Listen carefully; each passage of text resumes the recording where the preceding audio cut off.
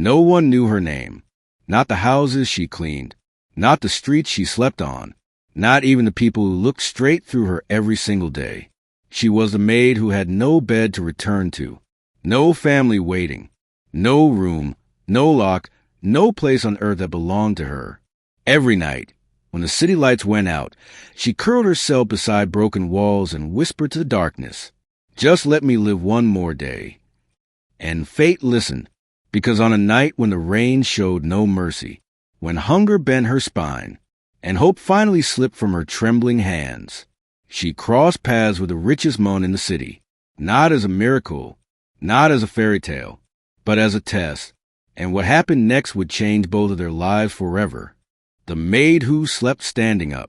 In the oldest part of the city, where buildings lean on each other like tired elders, lived a girl named Era, if you could call it living. Era worked as a maid in 3 houses. 3, not because she was greedy, but because one job could never feed her enough to survive. She woke before sunrise and slept after midnight, yet she never slept lying down, because she had no bed, no room, no home. Her day began with a tap on her shoulder by the mosque guard. "Girl, dawn prayer is over. You can't sleep here." She would nod, bow her head, and whisper, "I'm sorry." Always sorry for existing. She washed her face at public taps, tied her worn dupatta, and walked barefoot to her first house. House 1, where she was invisible. In the first house, the lady never looked at her face. "Era, the floor is still dirty." "Yes, madam." "Era, you missed a corner."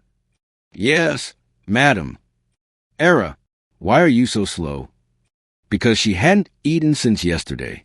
But she never said that. She scrubbed floors until her fingers cracked, until blood mixed with soap, until pain felt normal. When she was done, she was handed leftover bread, already hard, already cold. "Take it and go." She bowed again. "Thank you." Gratitude had become a habit. House 2, where hunger was louder than words.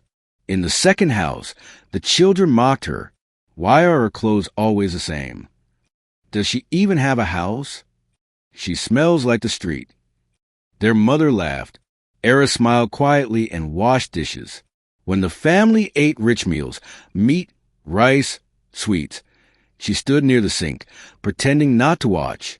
Her stomach twisted painfully. Sometimes, when no one was looking, she swallowed her tears with tap water and whispered to herself, "Be strong. Just be strong." House 3, where she was allowed to sit once. The third house belonged to an old widow. One evening, the woman noticed Era shaking while sweeping. "Child, have you eaten?" Era froze. No one had asked her that in years. She nodded out of habit. "Yes, I ate." The woman looked at her closely. "You're lying." She placed a plate in front of her. "Sit." Era hesitated. I'm not allowed." The old woman said gently, "Then I allow you." Era sat. It was the first time in months she ate warm food while sitting on a chair.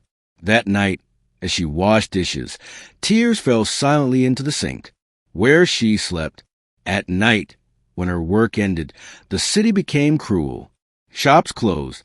Lights vanished. People disappeared behind locked doors. Era walked until her legs gave up. Sometimes she slept near construction sites. Sometimes under staircases. Sometimes sitting upright, hugging her knees so no one would steal her slippers. Her biggest fear wasn't hunger. It was men who walked slowly past her, eyes that lingered, steps that stopped. So she slept light, always ready to run. A past she never spoke about. She once had parents. She once had laughter, but fire took her home. Disease took her mother. Debt took her father. Relatives took everything else, except her. She's a burden, they said, so she became no one's responsibility. The night fate changed direction. One night, rain poured like the sky was angry. Era stood under a broken bus stop roof, soaked, shaking, starving. Her stomach growled so loudly she laughed bitterly. "I clean houses for the rich," she whispered. "Yeah, I don't even own a place to lie down." She took one step, then another, not knowing those steps were walking her straight into destiny, because somewhere ahead, a man who owned half the city was driving home, and his life was about to collide with a maid who owned nothing. The man who had everything, except peace. The rain had turned the city into a mirror of broken lights. Luxury cars passed through flooded streets like kings who never felt the cold beneath their wheels. Inside one of those cars sat Armand Khalil, the richest man in the city, owner of towers that kissed the clouds. Banks bowed to him. Politicians waited for his calls. Yet tonight, his hands trembled on the steering wheel, not from the rain, from the silence, a palace that felt like a prison. Armand's mansion had more rooms than most people had dreams, but not one of them felt like home. His wife had left years ago. You love money more than people, she said the night she packed her bags. He didn't stop her, because at that time, money was easier to understand than love. His only son died in an accident 2 years later. After that, Armand stopped sleeping.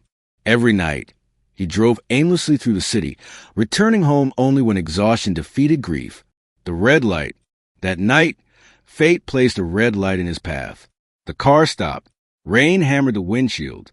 And that's when he saw her, a girl standing near the curb, soaked, thin, clutching her to paddle like it was the only thing keeping her alive. She wasn't begging. She wasn't crying. She was just standing, as if she had nowhere left to go. Armand frowned. "Why is she out this late?" he muttered. The driver followed his gaze. "Probably another homeless maid, sir." Another. That word stung him. Another like a statistic. Another like a shadow. The light turned green. The car moved. But something strange happened.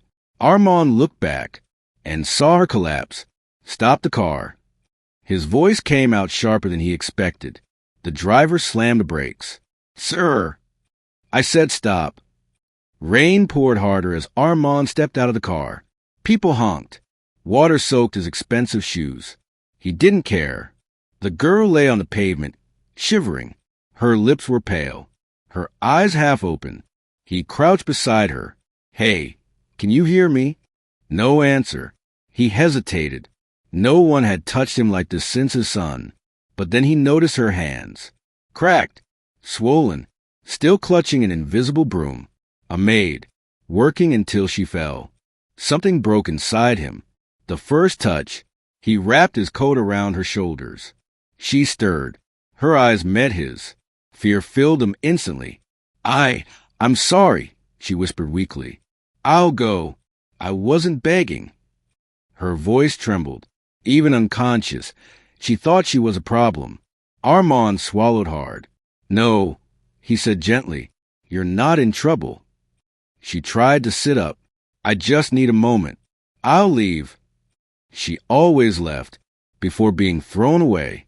Armand placed a hand on her shoulder. "Please don't." That one word, please, confused her. No one ever said that to her.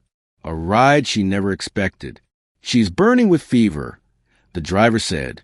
Armand nodded. "Take her to the hospital." Era's eyes widened in terror. "No hospital," she begged. "They'll ask for money." Armand looked at her. For the first time, someone told him the truth without knowing who he was. He said quietly, "I'll pay." She laughed weakly. "You don't look like someone who lies." Between live and forgetting, doctors rushed her in. "She's severely malnourished," one said. "Exhaustion, fever, dehydration." Armand sat outside, rain dripping from his hair, staring at the floor. A nurse approached. "Are you family?" He paused. "No." Then, after a second, "Yes." The word surprised even him. Era wakes up. When Era opened her eyes, the ceiling was white. Too white. She panicked. Hospitals meant bills. Bills meant trouble. She tried to sit up. Pain screamed through her body. "Easy," a voice said. She turned. The man from the rain stood there, holding a cup of water. "You're safe." Safe. She had never heard that word used for her. "Why?" she asked softly. He handed her the water. because someone had to stop. Her eyes filled. She turned her face away so he wouldn't see her cry. But he did. A question no one had asked. "What's your name?" he asked. She hesitated. "Era." "Where's your family, Era?" Silence. Then a whisper. "I don't have one." Armand nodded slowly. "I know what that feels like." She studied him. "You don't look lonely." He smiled sadly. "Looks can lie." An offer that felt like a dream. After 2 days, the doctor said she could leave. Era prepared herself mentally. Back to the streets. Back to nothing. Armand stood near the window. "You can't go back out there," he said. She lowered her eyes. "I always do." He turned to her. "Come work at my house." Her heart stopped. "I already work 3 houses," she said quickly. "I clean well. I don't steal. I'm quiet." He shook his head. "I don't need a maid." She froze. Then, "Why?" He looked at her. "Because everyone deserves a bed." Her lips trembled. "A room?" she asked. "Yes." "Food?" "Yes." "Safety?" "Yes." Her knees buckled. She cried like she had never cried before. Not loudly, not dramatically. Just years of pain finally allowed to fall. 2 broken lives, 1 crossing path. As they left the hospital together, rain stopped. The city breathed. Neither of them knew it yet. But that night didn't just save a maid. It awakened one who had forgotten how to feel. The mansion where she felt smaller than the walls. The gates opened without a sound. Tall, black, heavy. Era stood frozen outside them, clutching her dipata like a shield. She had cleaned many rich houses before, but this was different. This wasn't a house. It was a kingdom. The mansion rose before her like a mountain made of marble, lights glowing warmly inside while the night clung cold to her skin. She whispered, "I shouldn't be here." Armand heard it. "Yes," he said quietly, "you should." Crossing the line between 2 worlds. The moment she stepped inside, the air changed. It smelled of polish, roses, and silence. Her bare feet pressed into soft carpets, so soft she feared she would dirty them just by standing. Servants stopped. Eyes turned. Whispers moved faster than footsteps. "Who is she?" "Another poor girl? Why is Sir bringing her here?" Era lowered her head. She had learned long ago that being unseen was safer. The bed she didn't trust. A maid led her to a room. A room. Not a corner. Not a hallway. Not a floor. A room with a bed so white it looked unreal. A bathroom with warm water. A window that locked. The maid smiled politely. "Sir said this is yours." Era nodded. When the door closed, she didn't move. Minutes passed. Then she slowly reached out and touched the bed. Soft. Real. She pulled her hand back quickly. Tears filled her eyes. Beds were temporary things. People like her weren't meant to stay. She sat on the floor instead. The night fear didn't let her sleep. That night, she couldn't sleep. Every sound felt dangerous. Footsteps, doors, the echo of her own breathing. In the past, night meant running. Now it meant waiting. She slept fully dressed, just in case. Breakfast with shame. In the morning, she was told to eat. The table was long. Too long. Food covered it like an offering to the gods. Era stood at the edge. "Sit," a servant said. She shook her head. "I'll eat later." Later meant never. Armand noticed. He pulled out a chair and sat first. Only then did she sit. Her hand shook as she lifted the spoon. She ate slowly, carefully, like someone afraid of food might disappear as she rushed. "Remember your place." Later that day, the house manager approached her. A sharp woman with sharper eyes. "Listen carefully," she said. "You're here because Sir is kind. Don't misunderstand your position." Era bowed her head. "Yes." "You will not wander. You will not talk unnecessarily. And you will be grateful." Grateful. Always grateful. The word weighed heavy. A reflection she didn't recognize. That afternoon, she stood before the mirror. Clean clothes, neat hair. A stranger stared back. She touched her face. "Who are you?" she whispered. The mirror didn't answer. Armand watches from afar. Armand noticed everything. The way she flinched when voices rose. The way she refused to sit unless asked twice. The way she slept on the edge of the bed. She reminded him of his son, careful, quiet, afraid to be a burden. Guilt wrapped around his heart. The locked wing. One evening, Era got lost in the mansion. She turned a corner and stopped. A hallway. Dark. Dusty. At the end, a locked door. Something about it made her chest tighten. She stepped closer. "Don't go there." She turned. Armand stood behind her. "That part of the house is closed," he said softly. She nodded. "I'm sorry." She always was. A conversation that changed her role. That night, Armand called her to the study. She stood nervously. "You don't have to stand," he said. She sat slowly.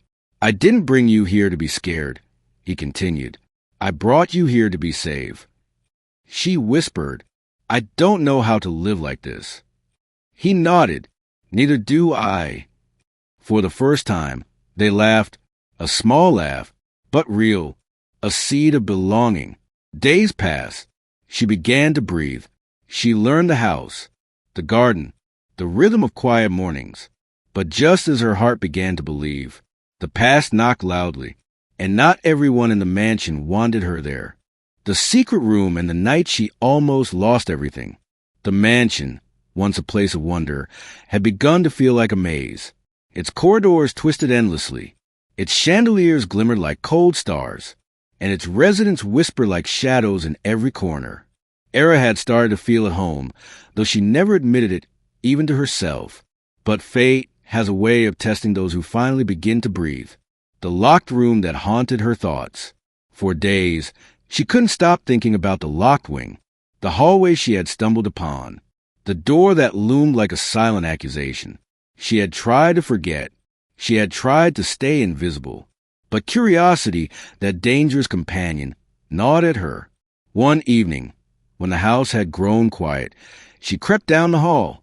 The key she found in a drawer fell heavy in her hand, and with trembling fingers, she turned the lock. A room of secrets. Inside, she found a room frozen in time. Stacks of letters, old photographs, a piano gathering dust, and on the desk, a journal with Armand's name on it. Her heart raced. Every instinct screamed to run. But she opened the journal. It was full of grief, guilt, and confession. She read lines like, "I failed my family. I failed my son. I don't deserve happiness.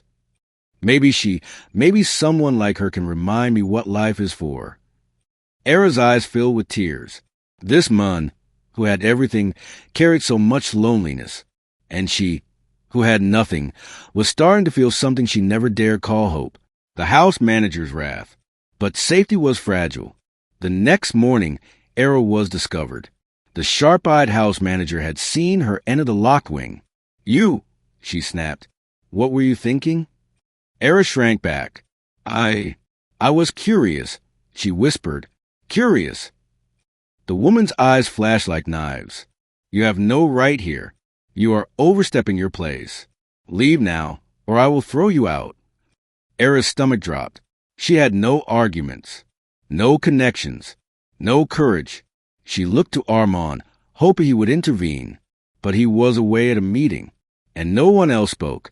For a moment, she felt the weight of the streets crashing back, the cold concrete, the hungry nights, the invisible walls she had always hidden behind, the fear of losing everything. That night, she cried alone in her room. She didn't cry for hunger. She didn't cry for exhaustion. She cried for the bed she almost called home, for the warmth she had begun to trust, for the rare taste of safety that could vanish in a single word. "I'm not meant for this," she whispered. "I'll be gone tomorrow." The walls seemed to echo her fear. Armand returns, the calm after the storm. The next morning, Armand returned. The house buzzed with tension. The manager approached him. She disrespected the house. "Sir," she went into the locked wing. Armand's eyes narrowed, not at her, but at the anger that had nearly crushed her. He found Era in the garden, sitting under a tree, shaking. "Are you hurt?" he asked softly.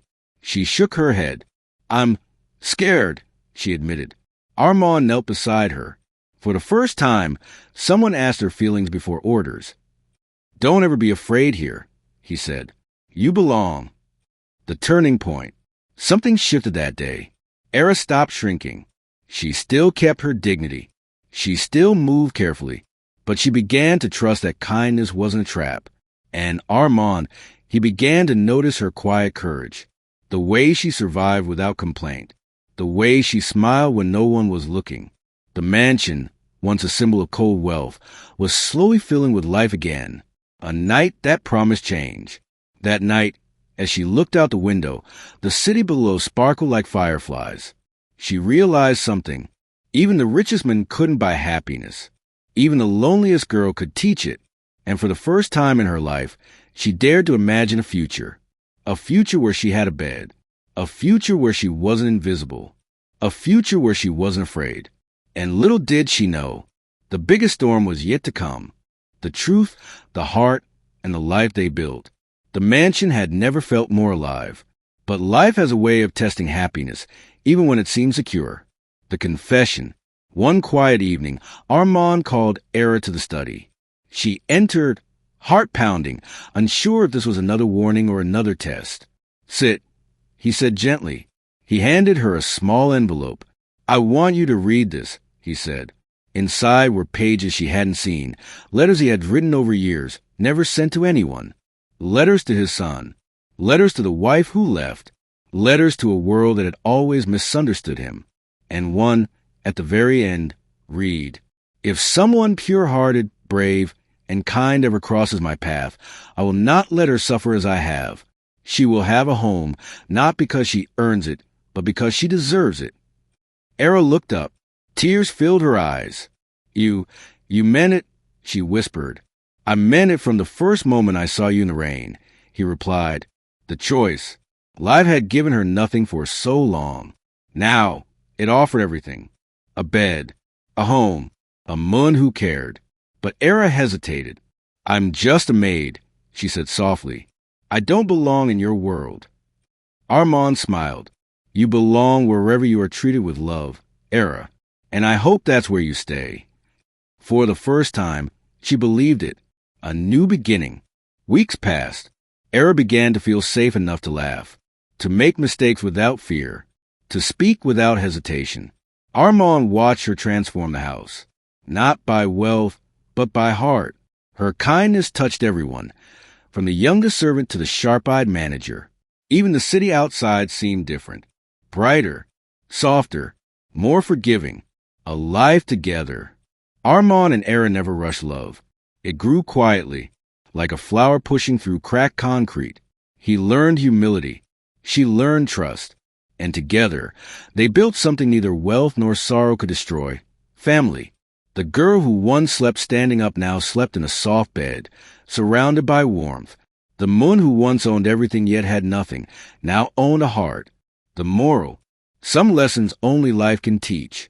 Kindness can change destiny. One small act, helping someone in need, can transform two lives. Value is not measured by wealth, but by courage and heart. Era had nothing, yet her strength made her priceless. Trust and love heal even the deepest wounds. Both Armand and Era had been broken, but together they became whole.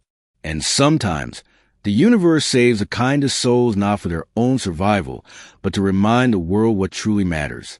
Love, dignity, and the courage to rise, even when life has left you with nothing.